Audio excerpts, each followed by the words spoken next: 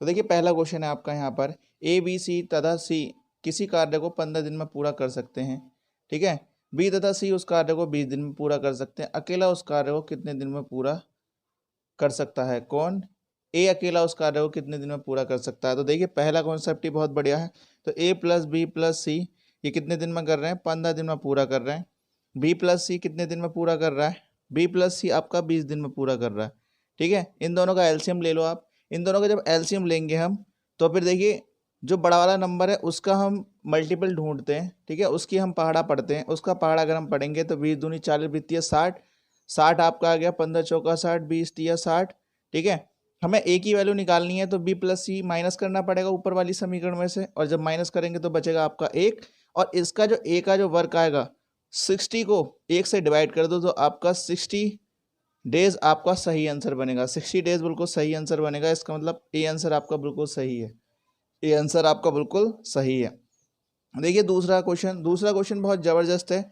tan 1 degree, tan 2 degree, tan 3 degree, इस तरीके से पूछा गया कि इसका मान कितना बनेगा, इसका मान जो है कितना बनेगा। तो देखिए 1 डिग्री 2 डिग्री का तो मान हम इसमें नहीं लगाएंगे, ठीक है, लेकिन अगर आप चलते हुए चले जाएंगे तो tan 45 पड़ेगा, ठीक है ना, tan 45, और एक वैल्यू पड़ेगी tan 30 की, ठीक है ना। तो दोनों ही वैल्यू हम यूज़ करेंगे। तो tan 45 की वैल्यू तो 1, और ठीक है यहाँ पर जो वैल्यू होगी एक आप लगाओगे 1/√3, ठीक है ना। तो 1/√3 आपकी सही वैल्यू बनेगी। सी आपका आंसर बनेगा इसमें। सी आपका बिल्कुल सही आंसर आपका बनेगा इसमें, ठीक है। ए एक काम को 36 दिन में पूरा कर सकता है। तीसरा क्वेश्चन क्या है? ए एक काम को 36 दिनों में पूरा कर सकता है और बी उस काम को 12 दिनों में पूरा कर सकता है। अगर वे इस काम को एक साथ मिलकर करते हैं तो वे कितने दिन में पूरा कर सकेंगे?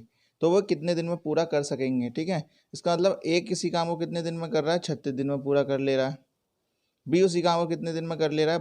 12 दिन में। अगर वे इस काम को मिलकर, देखिए इसका एलसीएम लेंगे तो एलसीएम बनेगा 36, 36 ही कम 36, 12 तिया 36, ठीक है। अब दोनों को मिलकर पूछ रहा है तो तीनों को जोड़ देंगे तो ए प्लस बी की वैल्यू कितनी आ गई? 4 आ गई, और 36 को आप भाग कर दोगे 4 से, 4 नेम 36, 9 आपका सही आंसर बनेगा इसमें। 9 बिल्कुल सही आपका आंसर इसमें बन जाएगा, ठीक है। देखते हैं नेक्स्ट क्वेश्चन। नेक्स्ट क्वेश्चन क्या है? एक देखिए नेक्स्ट क्वेश्चन क्या है आपका? एक होंडा मोटर एक सिस्टेक्स टैंक को 4 घंटे में भर सकती है। टैंक रिसाव है जिसमें टैंक को भरने में 6 घंटे लग गए। मान लिया जाए कि टैंक भरा हुआ है तो कितने समय में रिसाव को खाली करने में समय लगेगा? तो देखिए पहले भरने में कितना समय लगता है? 4 घंटे, ठीक है। और भरने में देखिए जब छेद है उसमें तो 6 घंटे लग जाते हैं। तो इसका मतलब ये खाली कर रहा है आपका। एलसीएम ले लो। 6 जो बड़ा वाला होता है उसका टेबल पढ़ेंगे। 6 चौक 24, 4 छिंग 24, 6 चौक 24। अब आप इन दोनों को अंदर लोगे तो ये 2 आएगा क्योंकि ये माइनस है और ये प्लस। अब देखिए दोनों को अगर आप क्या कर दोगे, 24 को 2 से भाग कर दो, 2 एकम 2, 2 दूनी 4, मतलब 12 घंटे इसमें बिल्कुल सही आंसर बनेगा आपका। बस सी बिल्कुल सही आंसर बनेगा। देखिए दोबारा क्या है? ए बी से 16.66% कम है। यदि ए का मान 500 है तो बी का मान कितना बनेगा? ए का मान अगर कितना है? 500 है, तो इसमें कह रहे हैं कि बोले बताइए बी का मान कितना बनेगा। तो देखिए सिंपल सी बात है, जितना कम है, पहले तो ये देखिए कितना कम है, उसमें जितना कम हो उसी के अकॉर्डिंग ही हम करते हैं इसमें। तो पहली बात समझेंगे कितना कम है, ये 16.66 कम है। तो पहले 100% हर चीज़ की वैल्यू होती है। 100 में से आप ये करेंगे 16.66% घटा देंगे।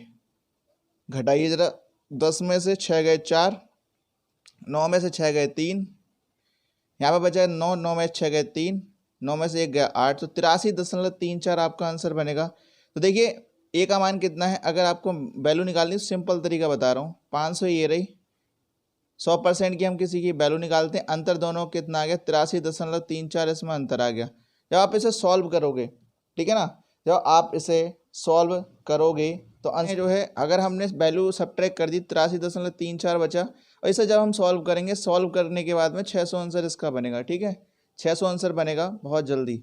एक्स की घात 3 प्लस वाई की घात 3 बराबर 35 है।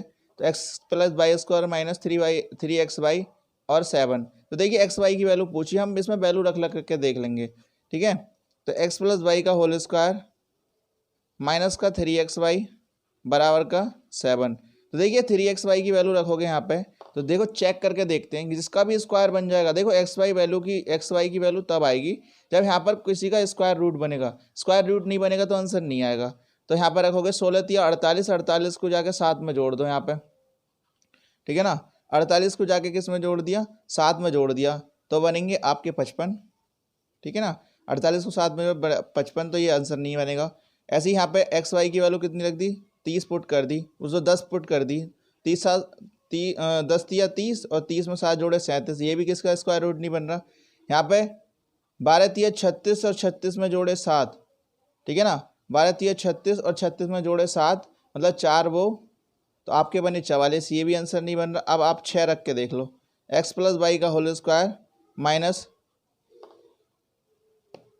6 तिया 18 7 एक्स प्लस वाई का होल स्क्वायर, 18 उधर जाके जोड़ दो 7 में, 18 जोड़ के जाएंगे उधर, कितने हो गए भाई 25, और एक्स प्लस वाई की वैल्यू निकालोगे तो कितनी आएगी 5, ठीक है। तो इसका मतलब एक्स प्लस वाई की वैल्यू 5 आ सकती है। वरना एक तरीका दूसरा भी है यहाँ पर, एक तरीका दूसरा क्या है यहाँ पर, सिंपल सा दोबारा समझ लीजिए क्या है। एक्स प्लस वाई का whole square minus 3xy into 7 दे रखा है, यहाँ पे एक्स की घात 3 प्लस वाई की घात 3 35 दे रखी है। इसे भी अगर आप इसे सॉल्व नहीं करेंगे किसी भी तरीके से तो अभी आपका आंसर आ जाएगा। वैसे इसका फॉर्मूला खोल दोगे आप तो अभी यही बनता है, ठीक है।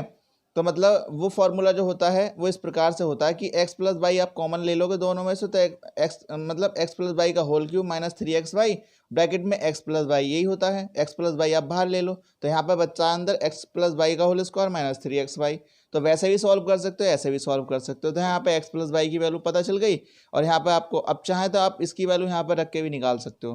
5 का स्क्वायर कितना बनेगा 25, सही है। और इधर 25 में 7 ला के जोड़ दो, वो घटा दो और इसे उधर ले जाओ और 3 से भाग कर दो, वही आपका आंसर बनेगा 5, ठीक है। तो यहाँ पर क्या है, इसकी आंसर कितना बनना ही चाहिए, डी आपका सही आंसर बनेगा, क्योंकि हमने वैल्यू पुट करके देखी। ऑप्शन से हो गया ये क्वेश्चन, ठीक है, ऑप्शन से ये क्वेश्चन हो गया है। 90 का देखिए, इस वाले क्वेश्चन को देखिए, 90 का 83 सही 1/3% कितने रुपए के 60% के बराबर है, कितने रुपए के 60% के बराबर है, इस वाले क्वेश्चन को। तो 90 का 83 सही 1/3% कितने के बराबर है, हमें नहीं पता कितने के बराबर, लेकिन हम रख दिया। परसेंटेज से परसेंटेज कट गया, 0 से 0 कट गया, ठीक है। अब इसे सॉल्व कर लो चाहो तो, अब इधर सॉल्व कर लेते हैं। देखो तो आपका ये रहा 9 गुणा और 83 तिया 3 तिया 9 और 8 तिया 24, 249 में एक जोड़े तो 250/3 बराबर x गुणा 6, सही है। अभी हमने कुछ काटा नहीं, काट लेते हैं। अब यहाँ पे क्या काटोगे, 3 तिया 9, 3 दूनी 6, ठीक है। और x की वैल्यू क्या आएगी यहाँ पर 250/2। अब इसमें कर लो भैया, कितना आएगा, तो 2 ही कम 2, 2 दूनी 4, 2 पंजे 10, एक्स की वैल्यू कितनी आ गई 125 आ गई। इसका मतलब इसमें कौन सा आंसर सही बनेगा, हमारा ए आंसर बिल्कुल सही बनेगा, यहाँ पर ए आंसर बिल्कुल सही बनेगा, ठीक है। अब देखिए, यह निधि शैली से 50/3% अधिक है, आय अर्जित करता है, तो शिल्पी से लगभग कितने प्रतिशत आय कम होगी। तो जितने प्रतिशत कम है ऊपर रख दो 50/3, और जितने मतलब ये अधिक है ना 100 में, तो 100 में जोड़ दो, इसमें 50/3 जोड़ दिया। और जब हम कभी परसेंटेज की बात करते हैं तो 100 से गुणा करते हैं, इसे सॉल्व कर लो। 50/3 300, 350/3, 3 से 3 कट गया, 0 से 0 कट गया, 5 7 35 ये रहा, और 100/7 यहाँ पे आ गया आपका, यही बचा, कुछ और बचेगा, यही बचेगा आपका। 3 से 3 कट गया, सही है, ओके।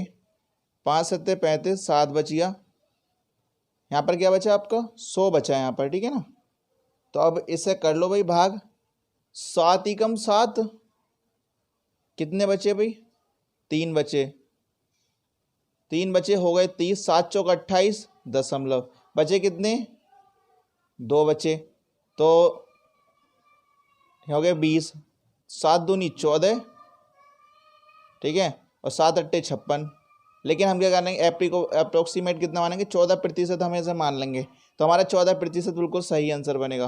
नेक्स्ट देखिए क्वेश्चन, रेस्ली ने किसी वस्तु को 26% की हानि पर 999 रुपये में बेचा था, वस्तु का लागत मूल्य क्या होगा, वस्तु का लागत मूल्य क्या होगा। तो देखिए यहाँ पर किसी वस्तु को 26% की हानि पर पहुंचा है, 100% होती है, 26% इसमें से निकाल दो, 26 निकालेंगे तो 10 में से 6 गया 4, 9 में से 2 गया 7, तो 74% की वैल्यू कितनी है 999 दे रखी है। 1% की वैल्यू निकालेंगे तो 999/74, ठीक है। अब देखिए कितने की पूछी है, वस्तु का लागत मूल्य पूछा है इसमें। अब परसेंटेज यहाँ से हटा दो, यहाँ लगा दो 100, ठीक है। अब कर लो भैया, 2 तिया 6, 2 सत्ते 14, 2 पंजे 50, 2 पंजे मतलब 2 पंजे 10, 50 हो गए। इसे इससे भाग करोगे आप, कितने से कितने को भाग करोगे, अगर यहाँ पे आप भाग करोगे तो देखिए ये आएगा आपका, क्या नाम है, भाग करके ये आपका 50 आ गया।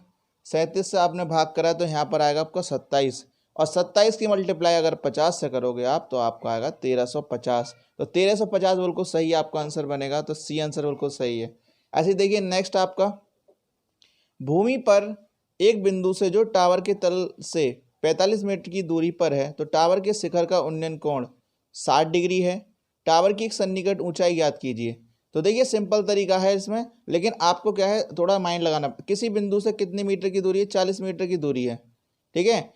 उन्नयन कोण, अवनमन कोण, ये दो होते हैं, तो यहाँ से 60 डिग्री का एंगल बन रहा है इधर की तरफ, और ये वाली हाइट हमसे पूछी है। सबसे बढ़िया tan 60 आप लगाएंगे।